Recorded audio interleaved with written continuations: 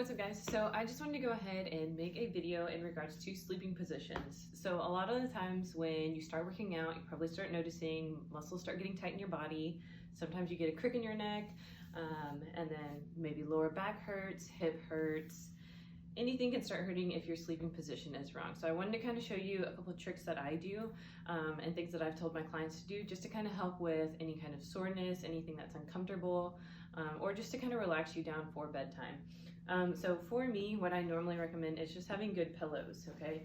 So usually this is what anyone says when it comes to getting a good night's sleep, but go ahead and have pillows. So I actually have 4 pillows. Probably think I'm crazy, but that is okay. So I use these pillows on purpose. So number one, I do have one pillow that's fairly flat here.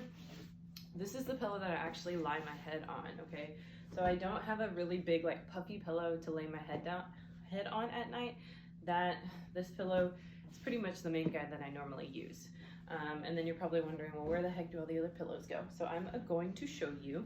So I have this one. It is a memory foam type pillow. So it's pretty dense, but it's really nice. So if you're somebody, so I'm a side sleeper. So something that I like to do with this one, because it holds its form, I like to go ahead and put this guy in between my legs, okay? Now, when it comes to putting a pillow in between your legs, you just want to make sure that your knees and your ankles are elevated at the same height, okay? So you don't necessarily have to use a memory foam pillow, but just make sure that both knees and ankles are on the pillow, okay? Because when the ankle is off, what is happening here is that the hip is not being supported. So the hip gets put into a really weird position here. So you really want to just make sure this is in line here so that the hip doesn't rotate out, okay? So this is something that I've learned from a massage therapist, also a physical therapist as well. So these are tricks that I've learned from actual practitioners that are practicing physical therapy, massage therapy, and other trainers too. So these are not just things that I'm telling you, these are things that I've learned over time. So this is the first step, okay? So I'm also somebody, because I sleep on my side, that means I'm sleeping on my shoulder as well.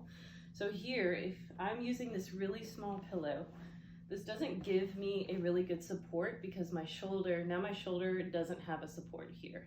So what I normally do is go ahead and get another pillow here. This is where I start getting the pillows.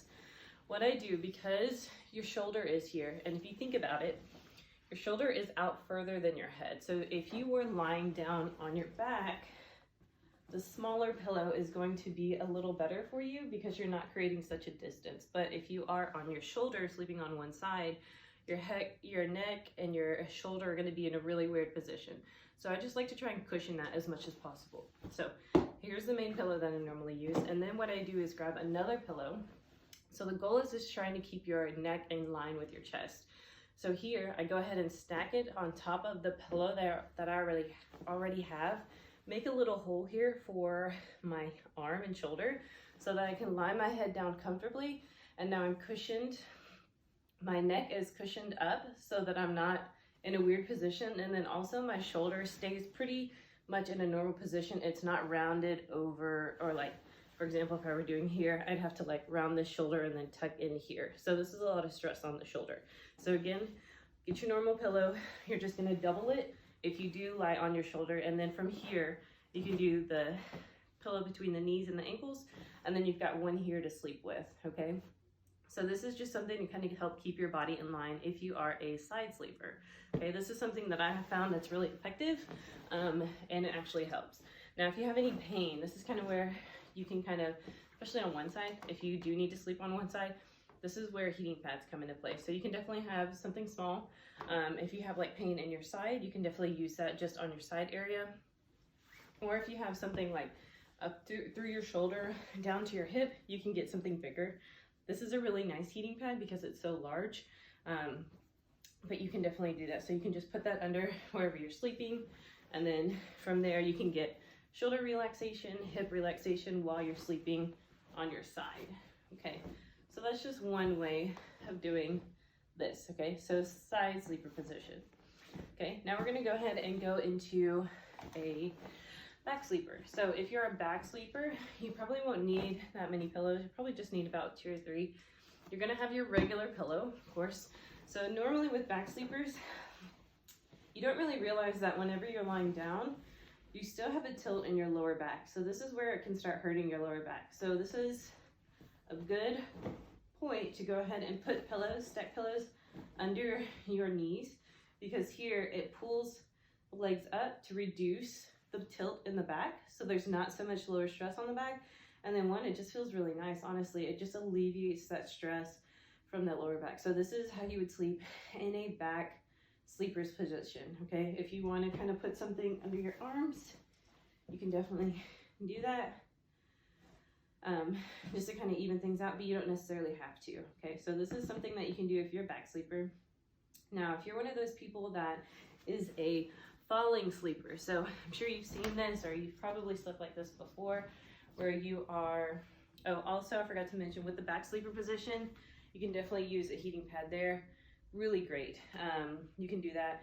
Also, I forgot to say, when you go to the side sleeper position, if you feel like you have like tightness in your upper trap, you can definitely put the heating pad here and then kind of wrap it under you and then have your pillow here. Okay, so that's a way that you can kind of reduce some of the stress from your traps.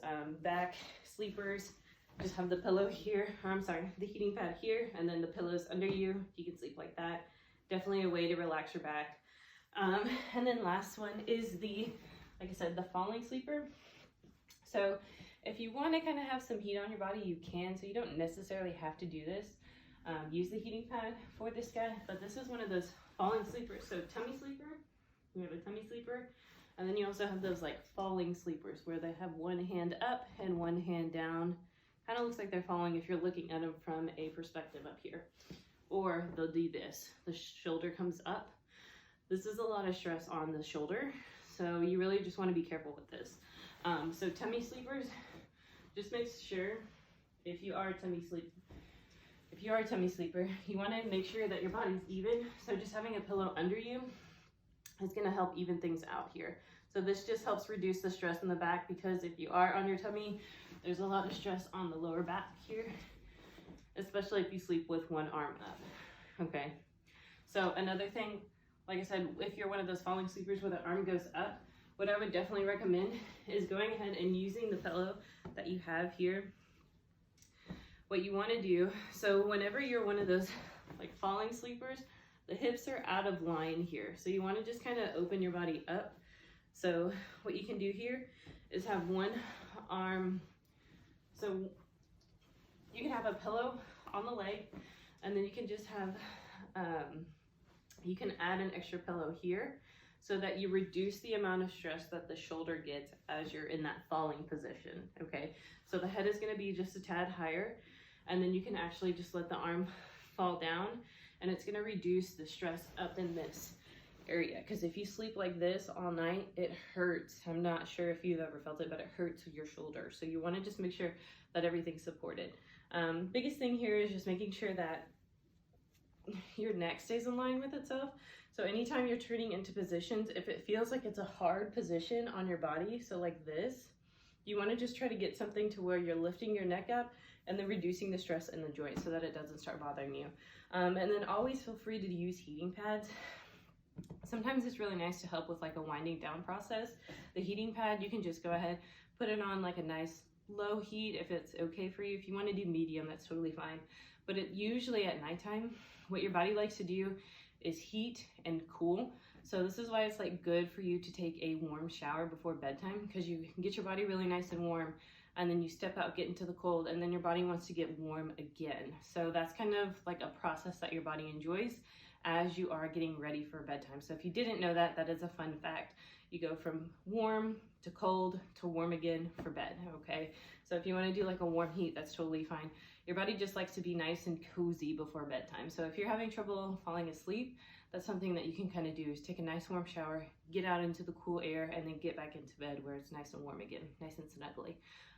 But that's something, these are just kind of tips again about how to sleep, kind of reduce some of the stress in the lower body. Definitely in that lower back, the knee and ankle is a lifesaver. So just make sure if you are a side sleeper that the knee and ankle are up on the pillow and not just the knee, okay? I would definitely recommend that for my women, because our hips are a little wider. We're just trying to even out the knee and ankle area. And then for my men, if you are doing something, having something to hold on to is really nice too. This works for both sexes, but these are just things for you to kind of take and help you, just to kind of help you recover your body the way it needs to be recovered and get the sleep that you're looking for, because it's really frustrating when you can't sleep the way you want to. But I hope you guys enjoyed these tips.